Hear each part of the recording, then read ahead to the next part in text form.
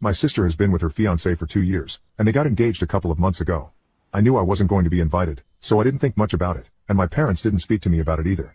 But last week, when I received that phone call from the bank, I caught my parents in a lie and confronted them. Initially, I was willing to believe it might have been a misunderstanding, that the phone call wasn't meant for me. But that was wishful thinking. As soon as I confronted my parents, they admitted to it. Not only did they admit it, but they also told me that as her brother, I should be looking forward to contributing to the wedding in any way I could, because it was my duty as family. They explained they had looked at their finances and realized they couldn't fund the entire wedding, which my sister had requested.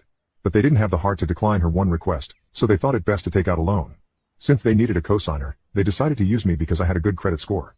They justified not contacting me by saying they knew I wasn't on good terms with my sister, and asking for my help would alert me to their plans. They feared I wouldn't agree to cosign. So, they forged my signature and used my personal details to apply for the loan, assuming I'd find out too late. However, they hadn't counted on the bank needing personal verification before approving the application. That's where they messed up. After finding out what they did, I was furious. I told them I'd make sure they paid for it. They tried to justify everything by saying they couldn't let my sister down because this was the one thing she wanted. Honestly, my sister has wanted many things in the past, and my parents have never said no to her. It's not just about the wedding, it's about their inability to decline anything she wants, even at the cost of their dignity. Both my sister and her fiancé are working, and from what I know, they can definitely afford a decent wedding on their own. Maybe it wouldn't be the dream wedding my sister planned, but at least they wouldn't have to depend heavily on my parents. I can't even fully blame my sister because my parents could have just said no, telling her they need to plan for life after retirement. That's what her in-laws did, and her fiancé is still in touch with them. But as soon as they dragged me into this situation, it became about me as well, and that's what I wasn't okay with. I told my parents I was going to sue them and would be talking to my lawyer.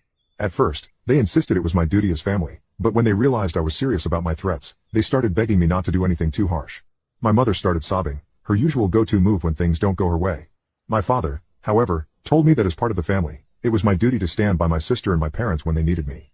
He also said that since my sister had just gotten engaged, if I followed through with my threats, it would reflect badly on the family. This was a stupid argument because it felt like he didn't care about committing a crime, he only cared about how it would affect my sister. So, I hung up after telling them I was definitely going no contact and would be taking this to court. They had to be prepared for the consequences.